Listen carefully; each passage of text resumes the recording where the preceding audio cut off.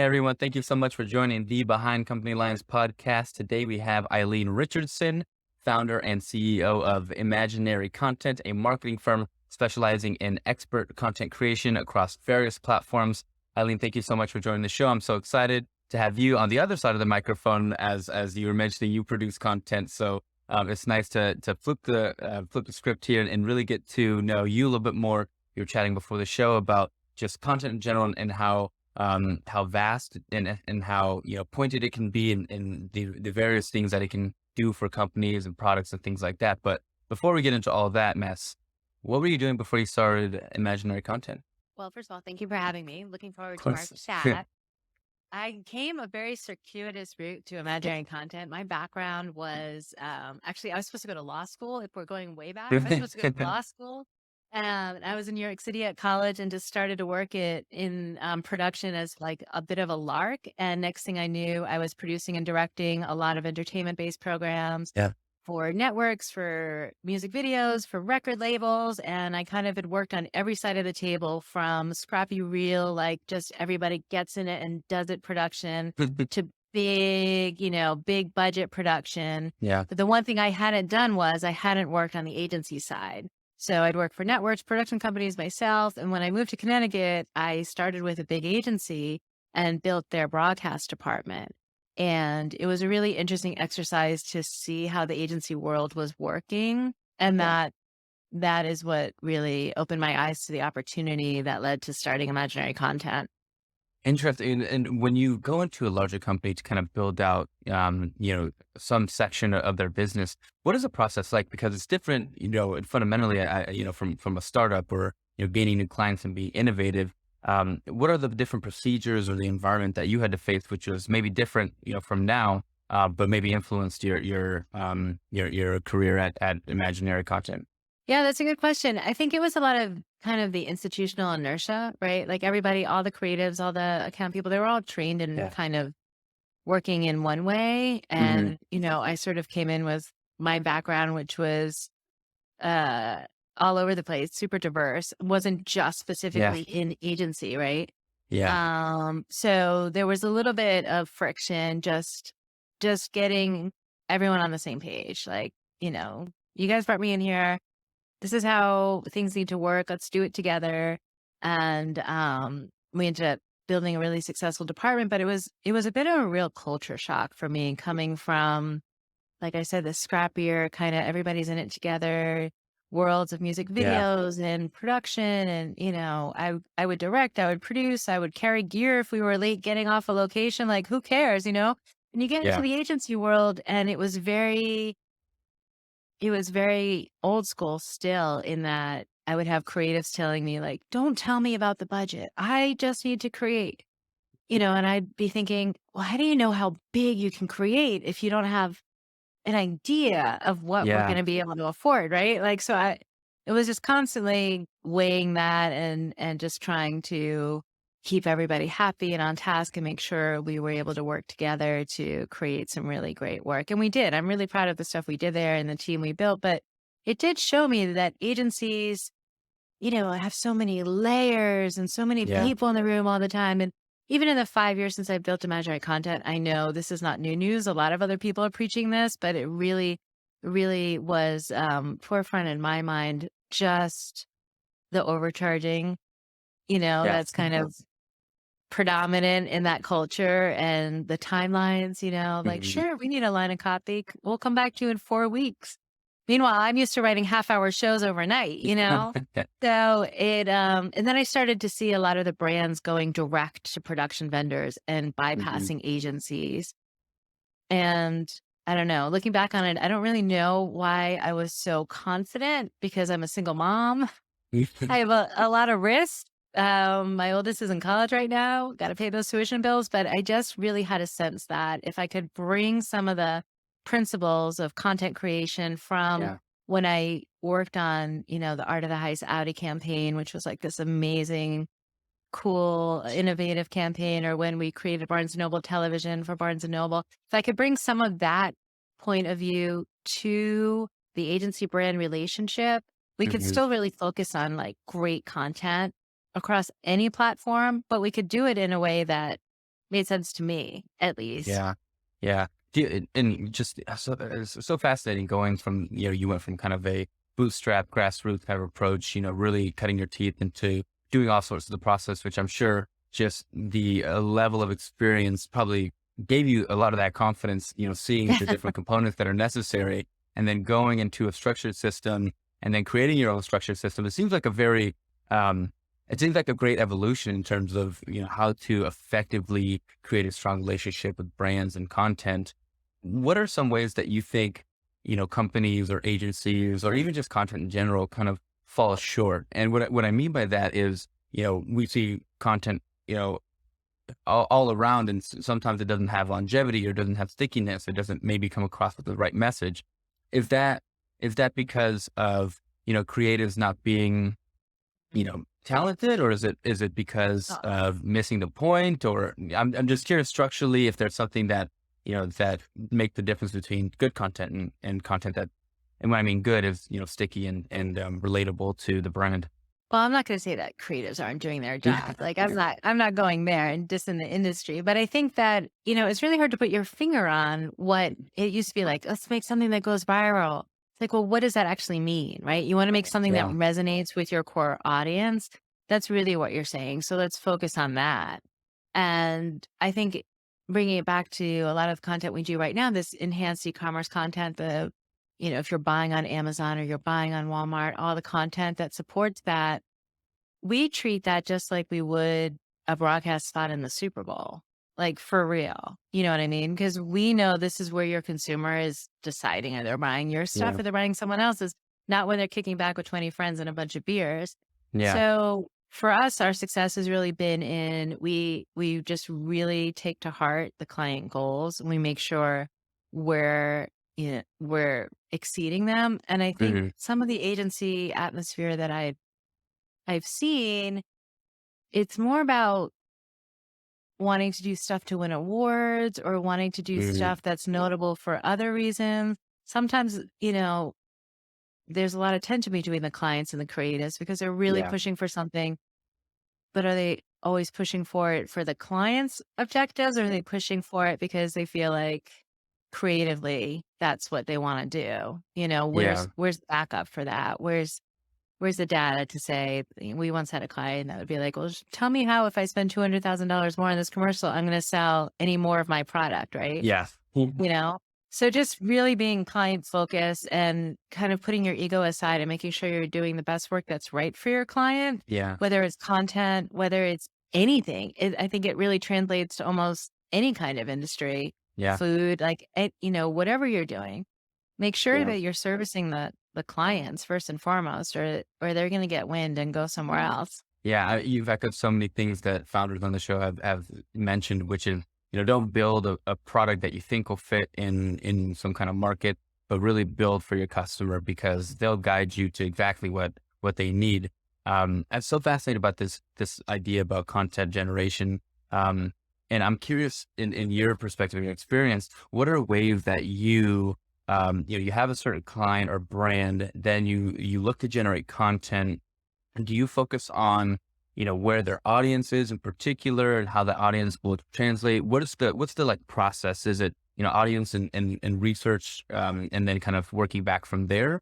Or do the brands come with some kind of goal in mind that they want to get across? And then it's about communicating that goal in the right medium. What's that process like in terms of generating really valuable content for these brands? It can go either way, actually. Both Yeah. examples can be a use case of how we generate content. Generally, we try to embed ourselves in the brand visual language, the brand direction, and different brands have different demographics of consumers. And then we try to figure out you need to go where your audience is. You need to go where your demographic is. So then we tailor our message for those different platforms, whatever they might be. And sometimes it's really getting hyper local and tailoring that message to one retailer versus another retailer. Yeah. But you need to, you need to understand who your demographic is, who your audience is, where they are, and then how you could speak to them in a way that's going to resonate. But it still has to be consistent with the brand language the Yeah. other brand messaging across other platforms. It needs to work cohesively with what potentially other agencies are doing and other media aspects. And you just build a story that's going to resonate specifically for that. If we're doing, like a beautiful brand video for, like we've done for Don Julio, where it's just all about the founder's message, that's Right. just one thing, right? If we're doing product pages and brand stores on Amazon, that's something very Yeah. particular where we know we have to deliver certain points of communication and information to the consumer so that they have confidence in those transactions. So again, it all boils back to knowing who the audience is for this product, where they are, and how best to speak to them in that Yeah. place. Yeah. What are some of your favorite forms of content? I love all content. I look at it all as the same challenge. I really do. And I've done crazy, amazing stuff. I worked with Michael Jackson when he was at his peak, and I've worked with really high profile, notable, really well-known creative talent that just kind of open up, your eyes to a world of creativity. And I'm working with, real people, man on the street stuff. And I Yeah. honestly love it all. I love the idea of telling a story. I always have. And whatever story you're telling, you know, make it as visually appealing and impactful as you can. And that's really the through line in what we try to do. Yeah. And I think that authenticity, if you will, is really what resonates. It's just being in love with the act of storytelling, whatever the platform is, and however you express it. That's incredible. The types of projects you've been on and who you've worked with and I can see each component of it really is around one focal point, which is the story and developing the story around, the brand and the product, which is so many companies have a difficult challenge because, they're either focusing on too many things or their product might be too niche, or, they might just have too many ideas. And so it's fascinating to see kind of the process behind the scenes in developing this content. You mentioned something on your website, but also, looking through your background, and it's this idea of enhanced e-commerce content. I'm not sure if I fully understand what that is, so I'd love to kind of dive into what you mean by this enhanced e-commerce content, and how you feel that it's effectively changed the way e-commerce has, whether grown or been, more digestible from a consumer standpoint. Well, first of all, don't feel bad. My mother doesn't even understand what I do. Probably never has and never will. I didn't come up with the term enhanced e-commerce content. That's kind of an industry term, and it refers to the content that you see when you buy a product online. So literally, if you're on Amazon and you see those carousel images, or maybe there's a Yeah. video, or if you're on Target and there's a 360 video, or if you're buying clothing somewhere and it has a live stream shoppable video of someone trying that on in the store, that's enhanced e-commerce content. And it's come so far in the last 5 or 6 years. Yeah. To be honest, when I got the first call to see about producing content for some of our clients, I had no idea what it was. No idea. But what I knew was if it was visual, we could knock it out of the park because that's Yeah. what we do, right? We know how to create really amazing visuals in a variety of ways. And what we've learned over the last, 4 or 5 years of doing this, and now we're kind of considered experts in that field, is it is so important to the way we're all shopping today. Even pre-COVID, it's like, Yeah. even if you're in the store, you might look on your phone to price shop or make sure it's the right thing that you were thinking of. So that enhanced content is everything that you will find online for your e-commerce purchases that just help tell you about the product. So, if you're in the store, you might have looked at the label, or you might have like felt the fabric and wondered what Yeah. it might be. It's meant to give you all that information on brand, Yeah. engaging in a fun way so that you don't regret your purchase, that you're, a confident consumer and you retain customer loyalty. Yeah. And I was literally shopping the last 2 nights with my partner. We were going through the different options and we looked at the reviews, we were looking at Yeah, videos and use cases. And everything. it's really it wasn't the ones that had more information, but it was the information that really spoke to the product, which is, like you said, the Mhm. feel of the fabric. How does it look? Does it look thin on on the model or on the review, whoever the real person is? And that whole journey, I mean, it really helps me decide and helps a lot of consumers decide on what to choose. And so, it's amazing that companies are investing into that, because I think that's the differentiator a lot of times between, buy now or not buy now. Yeah. Any hesitation, it's just like probably not going to buy whatever, whatever product that is. Um, Yeah. you mentioned that the content has really changed in the last, 4 to 5 years. I'm assuming, especially with the advent of TikTok and a lot of the more short generated content, but also in the explosion of e-commerce, after COVID kind of Mhm. made forced a lot of business to go online, both in good and bad ways, but also it kind of created this new renaissance of content. Where is content going now? Is it still kind of Mhm. in that same vein, in terms of social platforms like Instagram and TikTok, or have you seen a new kind of a new innovative way that people are digesting content? Yeah, that's a great question. There's a lot of innovation, literally month to month, happening in how people are digesting content. And it's become not abnormal, but the norm to really think of it as omnichannel. So Yeah, it's not just that some people are buying online, lots of people are buying online. More people are buying on their phones now, even than on their desktop. And we're really starting to think of it just as an omnichannel shopper. yeah, So if someone orders online and picks it up in front of the store, or is in store checking out the competition online, or has something set up for subscribe and save, or they see a live stream shoppable video on a social platform, and it's by an influencer they follow, and they just one click and want to get that, it's all part of the same mm, thing. It's not siloed anymore. It's not like, yeah, okay, you've got your out of home and you've got your broadcast commercials. And then, like, kind of over here, maybe somebody will snap a not so crappy picture of your box. Now it's like, okay, we need to pay attention to all of it kind of with the same weight, because it all is a touch point for the consumer when they're yeah. deciding if they're going to buy your stuff Yeah. or someone else's. Yeah, and particularly with clothing, I'm always like looking up how it looks on someone else on Google or on Instagram, Yeah, and just I just to know. really see how it translates. And like, is that person the same size as me? I don't know. But it's really cool to see how companies are focusing on it, and that the more visibility you can have of your product, the more likely someone's going to be wanting to actually purchase your brand. Um, Yeah. the, Thinking about this whole process within building a service-based company like imaginary content, what were the different ways that, I guess some challenges that you face, within client acquisition? Because I think, not a lot of spoken about and go to market strategies with service companies. Obviously you offer a product, but a lot of that I'm sure is service generated by the relationships you build with your clients, similar to a Yeah. company that I run, in the recruiting space. But what are some ways or some challenges that you face kind of building clients, promoting kind of your work, getting new clients and acquiring them? What was that whole process like, and where is it now? Who are you working with, and what's exciting Yeah. about the relationships you have?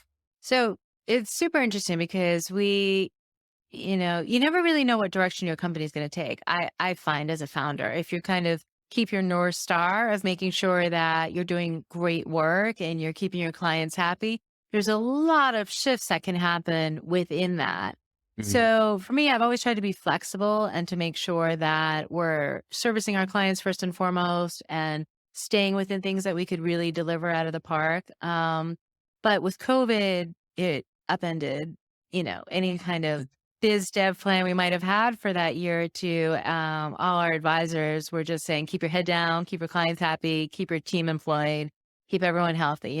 Coming out of COVID, I never thought of myself as a salesperson, which kind of cracks me up right now because I don't think of myself as a salesperson. So I was like, Yeah. oh, we need to really focus on biz dev. I'm going to hire this firm, spend all this money, and they're going to be our external biz dev team, and that's going to be great. And so I did that. They did not bring me one client, 6 Wow. months and like ridiculous amount of money. not one client. Yeah. And I was terrified to end that relationship because I kept feeling like, I'm not a salesperson, right? Like I need to bring that in. I need to bring that in. And this is kind of like one of the lessons I tell my friends when they think about companies and starting companies and what you do. Don't discredit yourself the way I did. I've done this Yeah. in a few different ways. Because really you are the best advocate for what you do. And I'm paying this other company to learn about what we do and then to advocate for what we do and telling them who is the right client, and they got it wrong every time. And as soon as I got rid of them and took it on with a different strategy, for us, it's about visibility. It's about when Yeah. people know that we're the ones that are doing the content they've seen out there, they want to work with us. We've onboarded a bunch of new clients this year, and every single one of them was like, oh, we had some of your work in our like aspirational book. We just didn't know it was you. So once Wow. I got rid of the external team and brought it internally, I focused on getting out and about, going where I know my clients are, right? Like we talk about going where the consumers are, being where they are. I go where I know my potential clients are. So I've been showing up at some conferences and we'll target people that we know are ripe for our services and try to get on their radar before and have a deck ready. And I've literally stood at breakfast with like a PDF, like, hey, That's, been dying to meet you. Here's what we do. And it's resulted in big name brands coming on yeah. board, opportunities like this and other things. And also being really clear about word of mouth with current clients as they move on, take different roles, have other Yeah. opportunities with their organizations. So much of our growth has really been organic with Yeah. other institutions and brands that just kind of follow what we do and move forward. So, no more external biz dev. I was gonna say, this whole word of mouth concept, I think is, and somebody brought it up today. I think it was the founder Brendan Keegan of Merchants Fleet, but he talked about he recommended this book called Contagious, and it was all about how the best way to market your company is really to just do good work, and then let those clients that you have kind of spread the word in a few different ways, and that word of mouth effect is way more effective than any other in terms of client acquisition. It is more effective than a lot of other avenues. Some people do marketing emails and things like that. Obviously, content generation, I think, is in its own bucket because it creates that connectivity to a brand and an association to it that I think is, Yeah. invaluable. But that word of mouth concept is so fascinating. What are some ways that you've maybe structured your relationships with your clients to kind of really have that, in top of mind when they're thinking about content and their brand? What are some strategies that you've used? And obviously this might be a selfish question for me, but, but just curious, what are some ways you've structured that to, really have that strong relationship to then create that network effect? Well, the thing is, it's really hard to just say we're going to have our biz dev strategy be by word of mouth, right? Because that feels kind of passive. It feels like you can't control it. And then, I don't know, maybe you've had these nights too where you wake up and you're like, what have I done to move the company forward? Are we moving Yeah. forward? Are we moving forward? What happens if X big client leaves it? Are we teeing up the next one? So having an external biz dev team feels like things are happening, and the word of mouth thing can be a slower, although more effective build. With our clients, everyone has access to me. They know me, they see me, and they know that I have the last eyes on their work, that we really care, that we're going to do a great job for them. And we do over and over. And it can be tricky because you don't want to tell your client, hey, can you like hook me up with XYZ? Because, that's an awkward thing to ask. But I found just by taking care of your clients, they naturally want to share their resources with their network. It's like a natural thing. If like a buddy of yours is like, hey, you got, do you have a guy? They'll be like, yeah, I have a guy. People want to share that kind of thing. Right. So it all comes back to what we were saying earlier. It's like, do good work. We Yeah. care about every single thing that goes out the door. We produce so much content. And I tell the team all the time, like, we're not a factory. We are not a factory. We are not just throwing it out. Like everything that goes out the door matters. I don't Yeah. care how tired you are, how you feel, if you can't give it the proper attention, it's not going out the door today. We have to make sure that quality, that really is our hallmark. And going back to my stint at an agency, there was often an internal feeling of tension with the clients, Yeah. and not in a productive way, you know. Nobody's going to do their best work, and then the clients aren't going to be receptive to it if you're like butting heads with them all the time, you Right. know? Yeah. And I always keep top of mind for me and my senior staff, especially. It's like we wouldn't be able to do what we do without clients. So they need to trust us. They need to know we have their back. We're here for them. We're not precious about it. If we're in bed with you, we do it.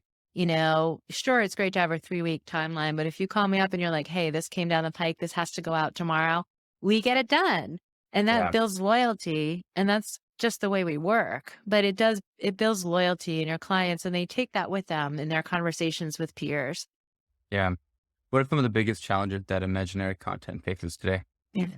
Today, well, I think we're challenged with continuing to reinvent the genre, as you touched on earlier, like always looking for what's new, how we're going to service our clients better, how we're going to keep the content fresh, and challenging the team too to really keep that top of mind. Because when you are doing a lot of similar work over and over, sure, it's easy to continue to think of it in the same way, but we have a lot of things in place in the company to keep people thinking outside the box and taking them Yeah. out of their day to day and, bringing a fresh creative. And I also try to hire people with just different backgrounds. Like we once had a creative person here who's a beekeeper and someone else who was a heavy metal drummer. And, we just want all different kinds of people here because they bring all of that into the work. Yeah.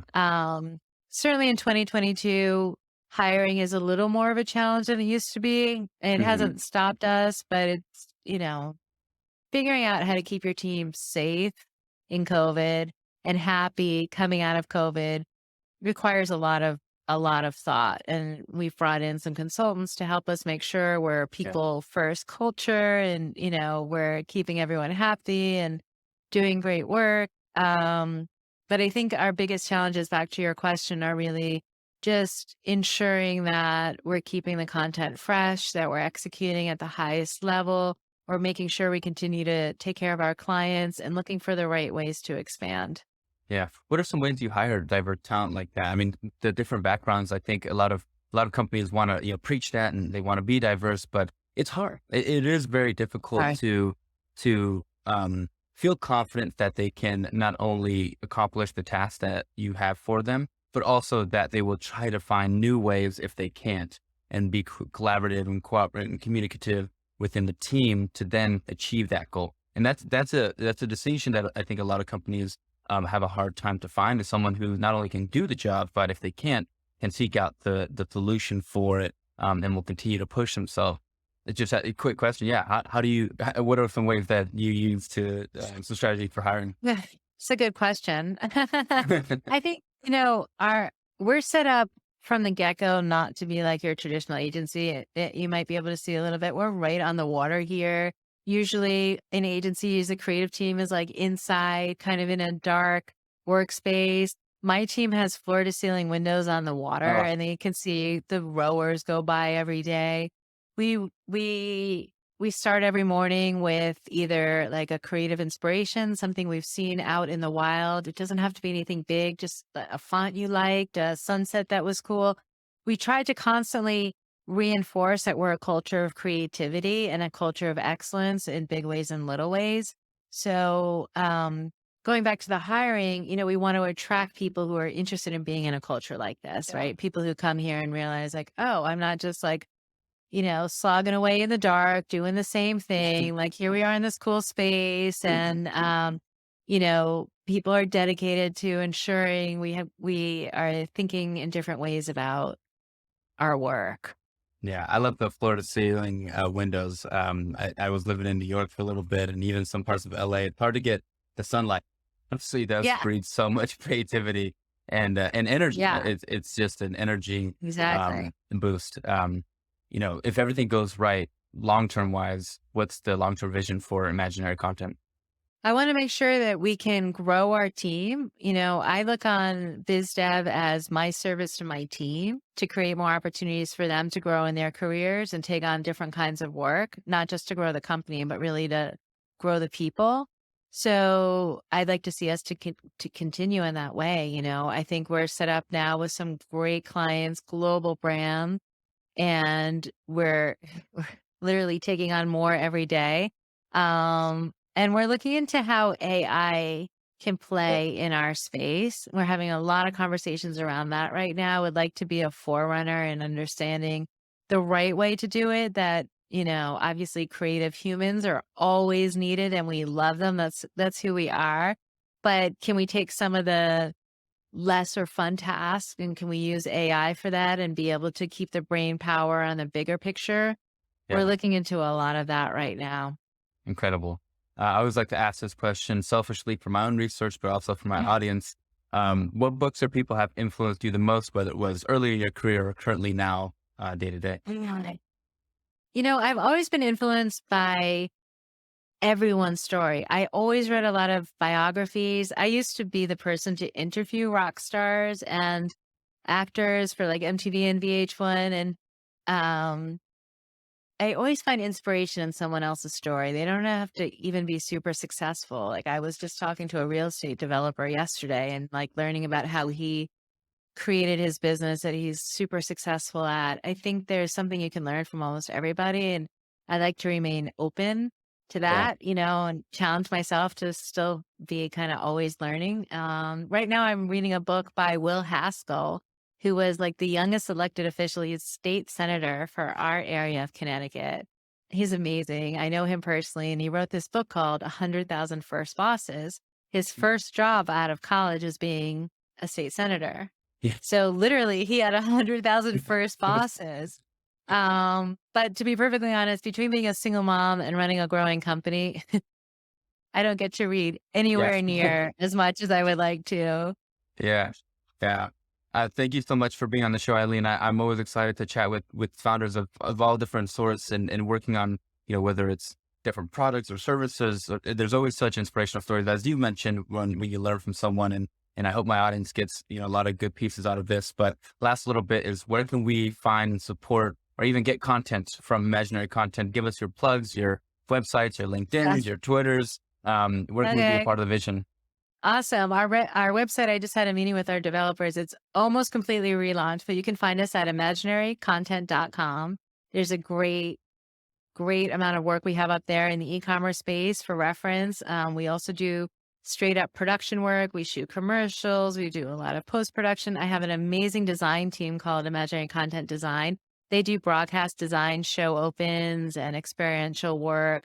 We're just working on this project with Meta for a huge rap star's estate, a VR project. So feel free to take a look, reach out if you need anything. And thank you, Julian. This was really fun. Really Love appreciate it. that. Yeah, thank you so much, and I hope you enjoyed the show. And maybe next time you're on my side of the coast, we'll reconnect. But it's such a That would pleasure be having you. great. Thank you Awesome. so much. Good to meet you. Yeah. Bye.